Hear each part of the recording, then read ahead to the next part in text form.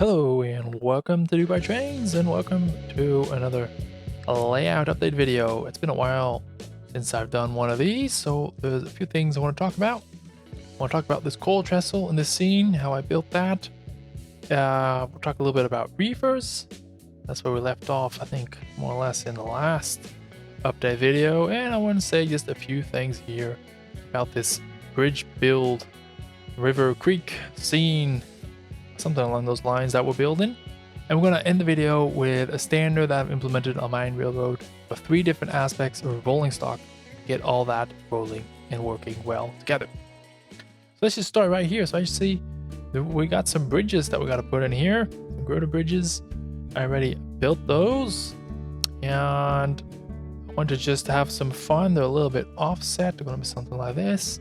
This one is open type. This one's going to be of a ballasted type. And why? Because I just wanted to try that. I like the look of a ballast over bridge, because I'm always wondering like why they do that. And I also like the open look, because I'm always wondering like, oh, you don't want to lose your keys, drop it, because then they're going to be gone. And they actually, no, I think for this type of bridge in such a shallow area, the default would be to not have any ballast whatsoever. They would close it and ballast it. Especially where you have a bridge where people will be walking underneath or cars underneath for safety, that no pieces of, some stuff from the train falling off that can fall down. But railroads do prefer, from what I understand, this ballasted type because it's easier to maintain. It's just a piece of track, like on the rest of the entire railroad. As for this open type, we have this special type of track. So right now I'm just making these abutments, I think the word is, where the bridge foundation feet, you see there, have to sit on top of. So they'll sit on here, and then this piece is still there to hold the earth back. And I'm just having some fun. I drew out a little bit how I see the scene, so forget about the colors and everything I printed. Just look through that and look at these lines here. This is where the water is going to be. Very narrow, and it's going to go off to the bend off to that way to give it a little bit more perception of depth. This line is where the land is going to continue, and then it's basically going to go down, just down natural shape over here and over here. Same over here, just going to be here, and it's going to go up until this steel abutment that's right here. Around this area, I want to put, ready to go down, some stone. So I got one of these chooch products. This is a sheet of stone. It's flexible, which is great. Something to cut these, paint these, something to paint the bridges as well. And from here on, we're going to go further on, continue with steel work. Yeah, and someone in the comments said like, oh, why is everything with you always not special but different? Why can't you just put in a bridge or make it as it is on the box? And I think that's just the joy of the hobby. I mean, to quote from one of my watchers, Frank, and he said, if it's easy, then you're doing it wrong. And I kind of agree with that. We're here to learn and to challenge ourselves, and we're all basically on a journey in this model railroading hobby. So that's what you see here. This is one of the first kits I did when I went back into the hobby, and I totally don't like it. I want to redo the roof. I don't like these colors. I don't like how I weathered that. The brickwork is terrible. But this is where I started. And then at some point I progressed to this quite early on. I like that. I was a bit better. And this is one of the early ones as well. And if we now fly over to this side and you see where the barge is, I'm really pleased with that. And this apron piece, then that's where I am in my journey in the hobby. Let me show you this one. We all start by just gluing it together, maybe not painting it at all. When we're young or when we're getting into it. And then at some point, we try to paint it, and then we paint it exactly like on the box. And at some point, we're really proud because we nailed it, because it's exactly like on the box. I was there too. I did that as well. And then some kits, you know what, I actually messed up because the picture on the box, which was not that nice. It was just too dark of a kit. That's this milk factory kit. I think they had that. Later on, you want to challenge yourself.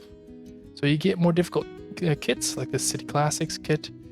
And it's missing it's called a leg. It's a bit of a pirate kit now because it has to go like that. And you just want to challenge yourself to start to kish bash, start to make things different, and that's where I am in the hobby right now. So another thing, we have reefers. Hooray! Finally, the brewery is going to extend all the way from there, all the way across to there. It's the biggest industry on the layout. And I didn't have any relevant reefers, so I needed to find a way to relatively quick and fast get reefers. And Miller Beer sold 6 packs of reefers. So that was for me a little bit of a high moment. I'm just gonna get two of those packs, get them cheap, and then I'm gonna have 12 reefers because I needed something like 12, and they look mighty great.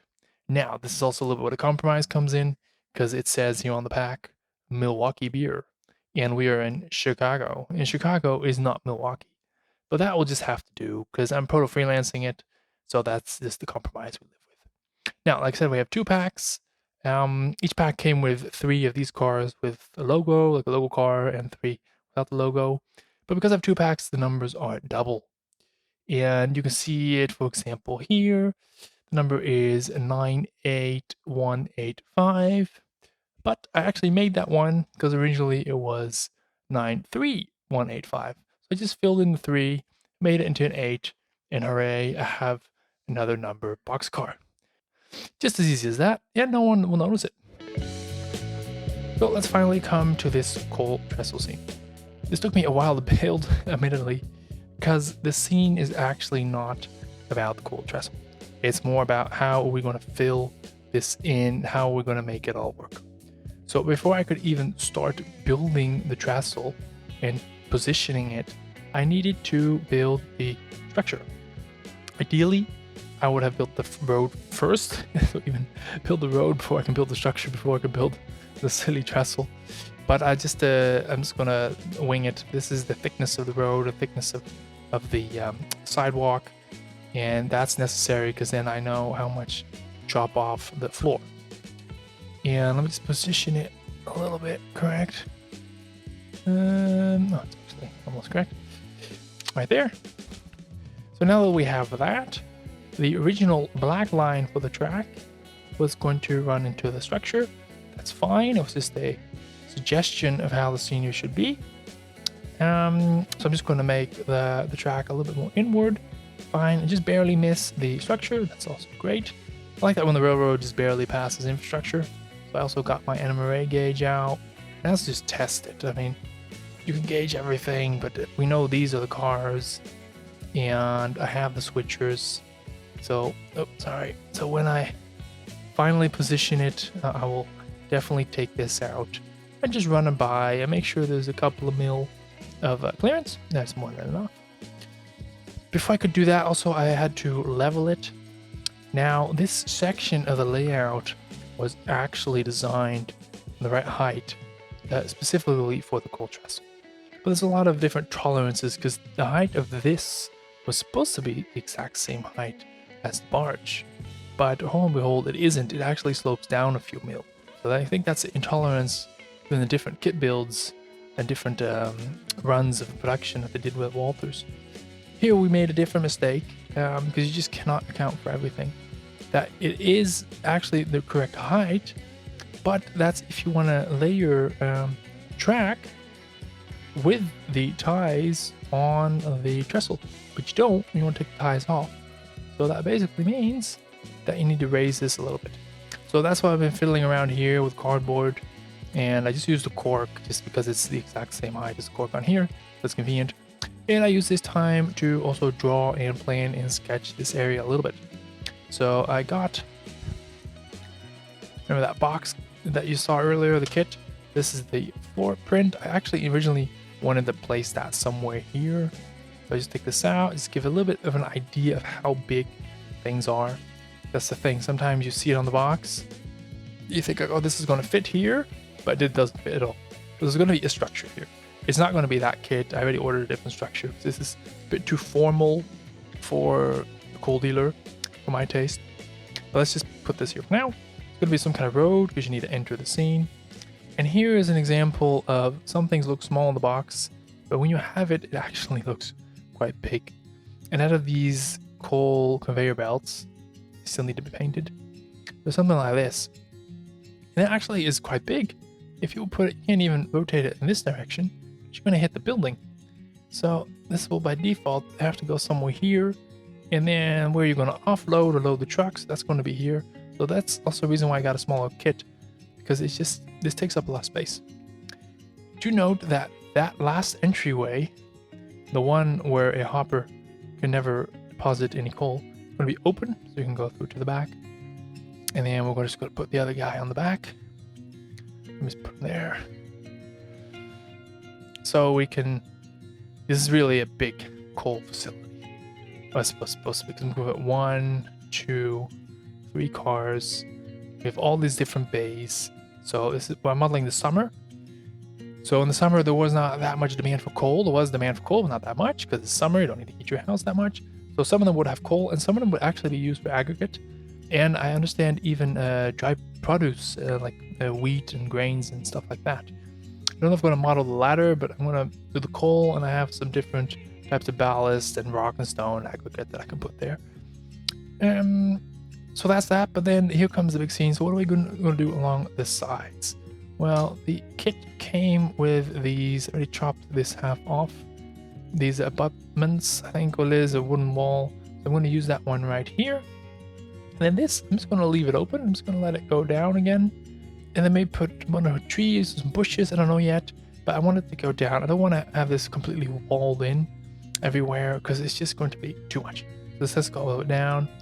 Now here, my thinking is that because the railroad is here, this has to be really well made. This is going to be steel all the way around. I don't have that yet. I bought 2 or 3 different packs, and I've given mine the wrong one. So we just have to wait for that. So I bought this one, but it turns out to be way too big. I put it next to the Walters one. And I bought another one that's way too small, so I'm waiting for a third one from Chooch Company.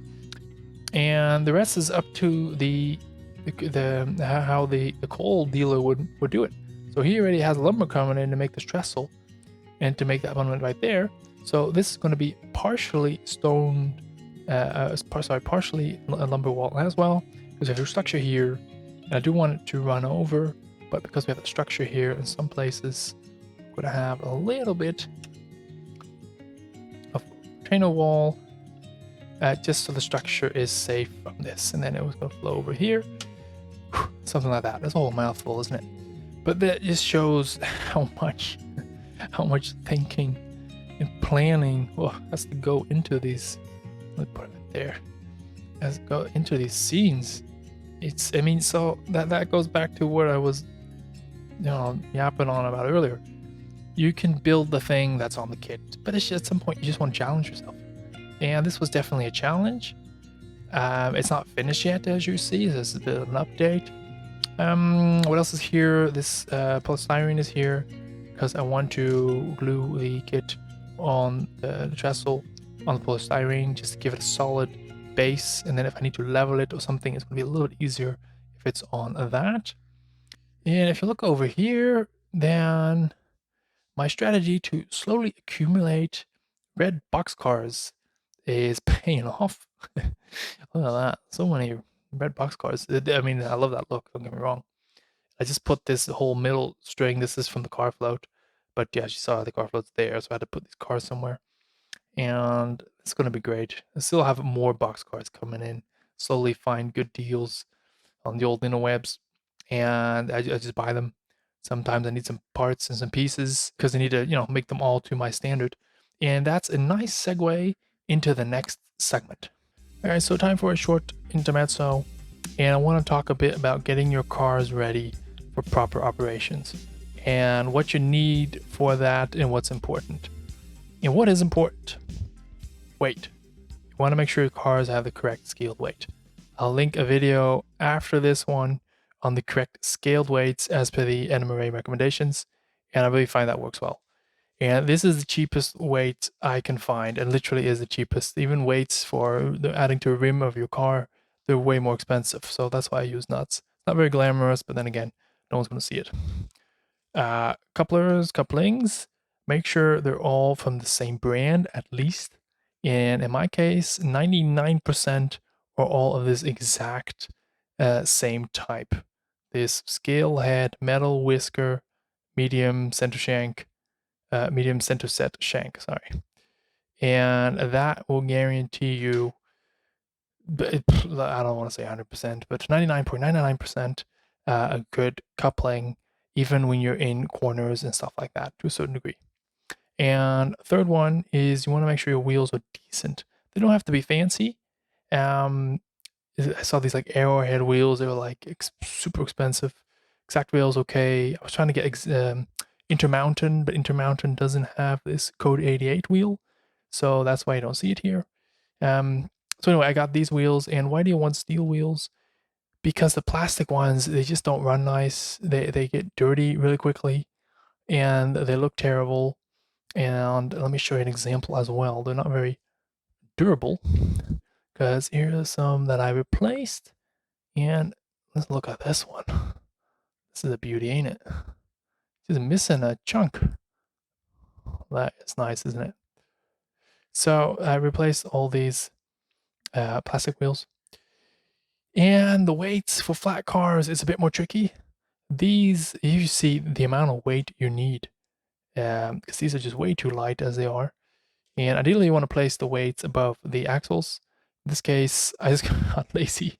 And I got this block because it was exactly the right weight. You just put it in the middle. That'll work, don't worry. These are just handle cars for the car float. These flat cars, these loads are actually quite heavy, so they're the quick weight. And some of this the other way, these AccuRail kits, they were just way too light. I had to add like 4 big, I don't know, like M10 nuts in here just to get it in proper weight. So floating back, weight, couplers, wheels. If you do that, especially the weight and the couplers, forget a bit about the wheels, but the weight and couplers, that's, I think, the most important. What you're going to need is just some small screwdrivers. Some people still use flathead screws, no idea why. You're going to need some kind of cushioning device, or cradle as they will call it, where you can put your cars and locomotives in upside down. I'll put a link in the description down below where you can buy this and the couplers in the wheels as well for your convenience. These are these big nuts I was talking about. You're going to want to have some big ones, some variety of some small ones. About a Katie set. Actually, here it is. Let me just show you that right now. I'll add this in the description if they have it, but if you are totally new to couplers, then get this pack, the Magnetic Starter Pack. It has so much in it and everything you'll ever need to really get started, except from just a whole variety to get acquainted with what's happening, is the coupler height gauge. You're going to want to have that. The 0.015 of an inch washers, those are great. And then the trip pin pliers and some other fun stuff to play around with. Some magnets in there as well. It's fun to play around with. So that's that, guys. Thank you all for watching. See you later. That's it for today. Bye bye.